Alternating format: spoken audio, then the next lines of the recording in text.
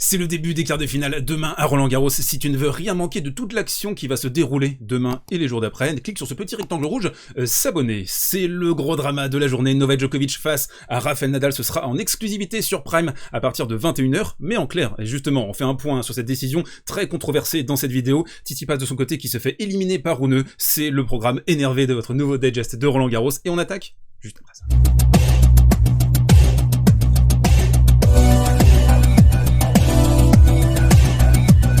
Et on attaque ce côté réseau avec les mots forts, les mots puissants de Rafael Nadal qui résonnent depuis hier soir. Et cet avertissement, c'est peut-être son dernier Roland-Garros en carrière. On le sait, Rafa, il a des douleurs au pied gauche depuis des années maintenant. Et ça commence vraiment à le perturber au niveau du quotidien.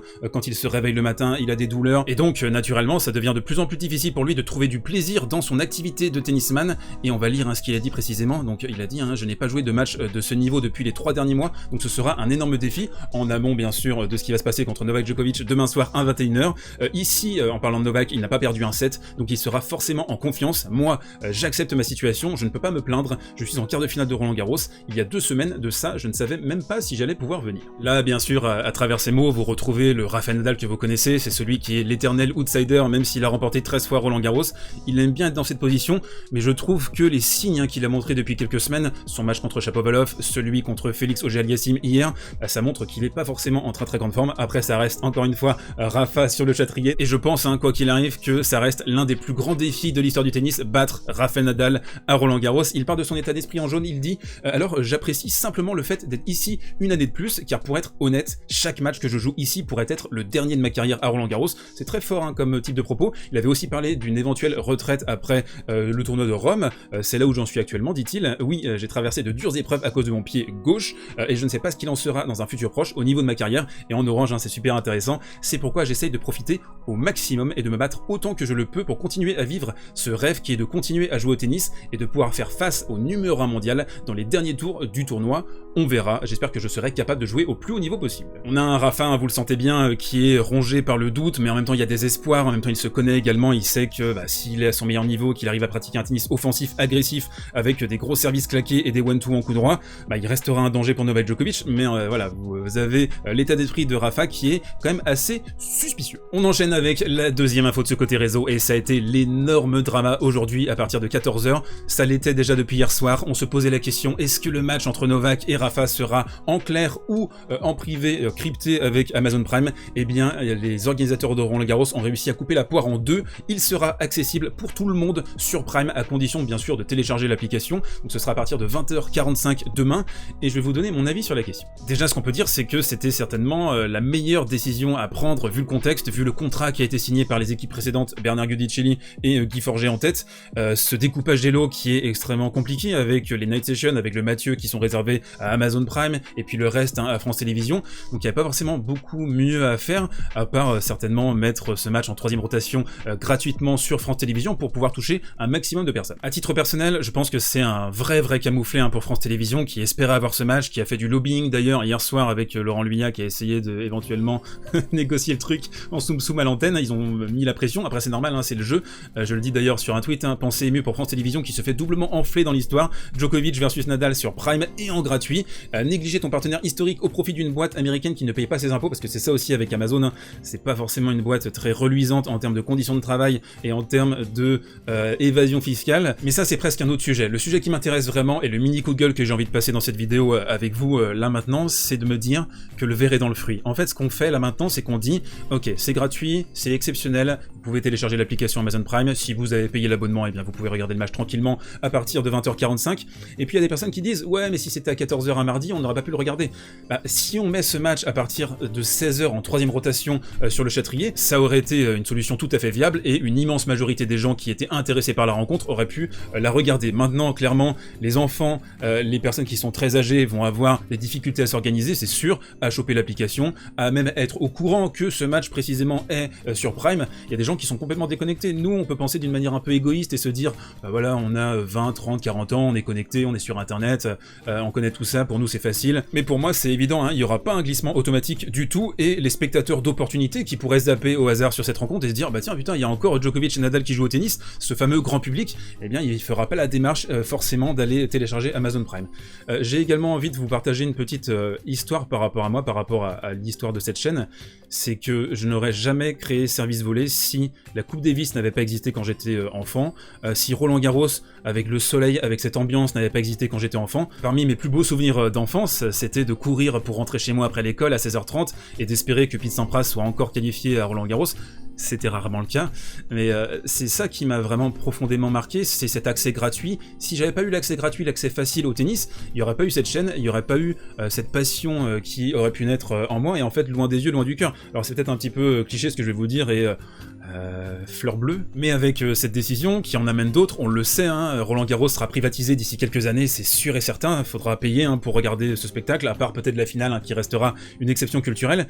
Eh bien il y a des centaines, des milliers d'enfants qui pourront pas regarder cette rencontre, qui vont pas pouvoir déclencher une vocation par rapport à ça, parce que c'est vraiment Roland Garros qui déclenche les vocations et l'amour du tennis en France, donc je trouve ça assez désespérant, et en plus on est en pleine période de déclin au niveau du tennis français, on se dit comment augmenter le nombre de licenciés, et en même temps on prive une partie des gens, même si ce sera en clair, mais vous comprenez mon idée, de cette exposition, donc c'est complètement contre-productif. J'espère avoir été clair et concis, donnez-moi votre avis bien sûr dans les commentaires sur cette décision.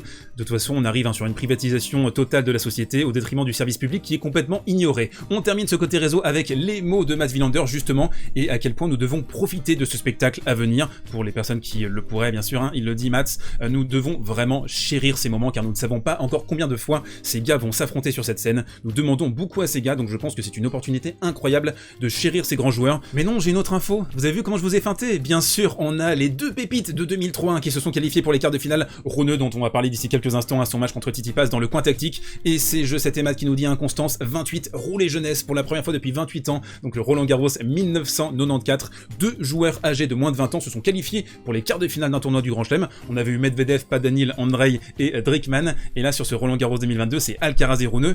Cette petite génération 2003 elle est à se friser les staches mous. On bascule sur le coin tactique, la rencontre de la journée entre Stefanos Tsitsipas, éliminé déjà en 8e de finale alors qu'il faisait partie des favoris de cette édition de Roland Garros 2022, face à Rune qui a été vraiment transcendant, hein, vraiment dans la lignée de ce qu'il a montré contre Hugo Gaston sur le match précédent. Rune sur la saison 2021, tenez-vous bien, 102 matchs disputés, il est à 73 victoires, et on a vu également en amont de Roland Garros un titre à Munich et une demi à Lyon. Le premier truc qui est saisissant quand on regarde Rune jouer, c'est à quel point il y a de la confiance, il est habité par un truc, il regarde son clan, c'est extrêmement saisissant, on sent qu'il est totalement insouciant, il y a 54 coups gagnants, 38 fautes directes, et il y a un coup droit les amis. Alors ici, dans la Diago, il se pose pas de questions, en revers, en coup droit, il prend la balle très tôt également, quand Tsitsipas a trouvé de la longueur sur les retours de service, il était campé sur la ligne des demi-volées, vraiment il n'y a pas de doute dans le jeu de Rune, à part à la fin du match, bien sûr, il met le 5-2 dans la 4e manche, et il y a je pense un mélange de nerfs et de crampes, mais bon il a toujours l'air de cramper Rune quand il joue des matchs de tennis au bout d'une heure et demie,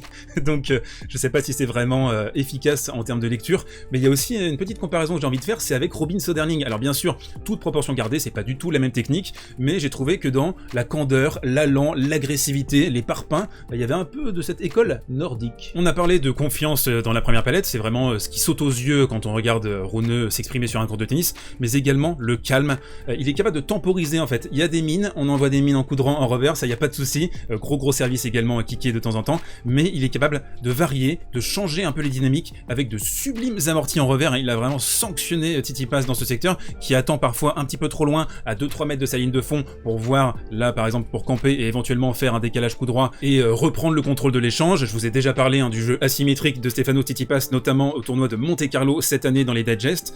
Stefanos qui doit compenser maintenant je trouve des déficiences en termes techniques, ça on va les développer d'ici quelques instants, et il doit toujours être sur le fil émotionnel très agressif. Il n'a pas beaucoup de plans en fait pour contrecarrer ça, et quand vous l'agressez, et ça on va en parler dans la prochaine palette, sur son revers, eh bien vous le désactivez. De toute la rencontre, c'est ce coup qui m'a le plus marqué. On a Rune qui est en position défensive, vous le voyez, il est déporté sur sa gauche, et ce qu'il va faire remarquablement bien, c'est trouver cette zone ici.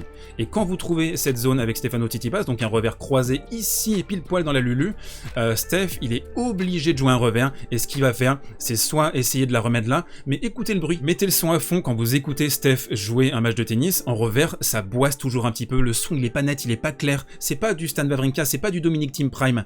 Il y a toujours un peu ce côté balle un peu effleurée, décentrée, et donc là il va s'engager long ligne, il va faire la faute. C'est très difficile de réussir à faire du long ligne quand la balle est en plus au niveau de ta ligne d'épaule. Et ce match pour Stefanos, il était couru d'avance en fait, il devait arriver à un moment donné, il est passé vraiment ric-rac sur les 2 premiers tours, il a pris la sauce contre Collard notamment, c'est un miracle qu'il ait réussi à l'emporter en 4-7. Là on a vu à quel point son jeu est tellement limité en fait en termes techniques, son revers faut vraiment le bosser, il a pas de slice défensif, il est dans la sauce, dès que tu lui mets une pancarte sur le revers, il peut rien faire. En plus il est tombé sur un runeux assez exceptionnel en défense, là on va avoir un slice défensif pour le coup super bien touché, qui est rase-motte au niveau du câble, il va repartir là, il va faire un passing, il va réussir à breaker, il va remporter le premier set 7-5. Stefanos on le sait bosse depuis quelques mois avec Thomas Enquist, mais je pense qu'il y a quelque chose d'autre à faire vraiment au niveau du slice. Souvenez-vous par exemple Andy Roddick qui avait pas du tout de revers, il a commencé à bosser son slice avec Larry Stefanki et en 2009 il est à 2 doigts de battre Roger Federer en finale de Wimbledon.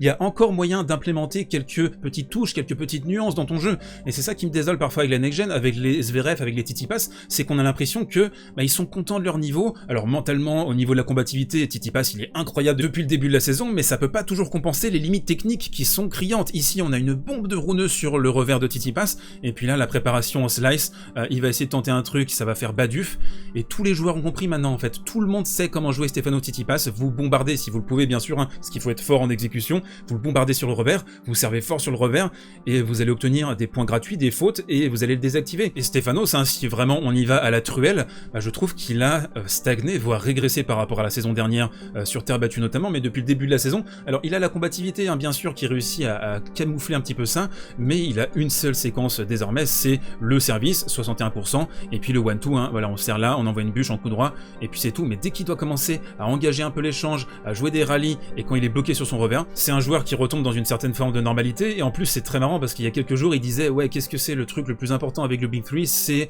cette envie sans cesse de progresser, d'améliorer des choses dans ton jeu. Stefanos là, j'ai bien peur que ton papa, Enquist et Patou, ils aient pas forcément la solution technique à ce que tu as besoin d'améliorer. Alors est-ce qu'il peut l'améliorer? C'est ça aussi la question. Est-ce qu'il a le talent tennistique pour pouvoir densifier un peu son revers? Ça va être la grande question pour Stefanos sur ce deuxième semestre 2022. On termine comme d'habitude avec le coin prono sponsorisé par les poteaux de Sobet, toujours le challenge Roland Garros sur l'application, vous pouvez la télécharger dans le lien avec le code promo SV. J'ai 2 pronos pour demain, et forcément il y a 2 matchs. Victoire d'Alcaraz contre Zverev 1-23, c'est pas forcément un énorme prono risqué, mais bon, on y va. Et Djokovic qui bat Nadal 1-47, je pense que la cote de Nadal est un peu plus value normalement, mais je vais rester sur du safe. On se retrouve demain pour un nouveau digest. D'ici là, portez-vous bien, prenez soin de vous et prenez soin de vous.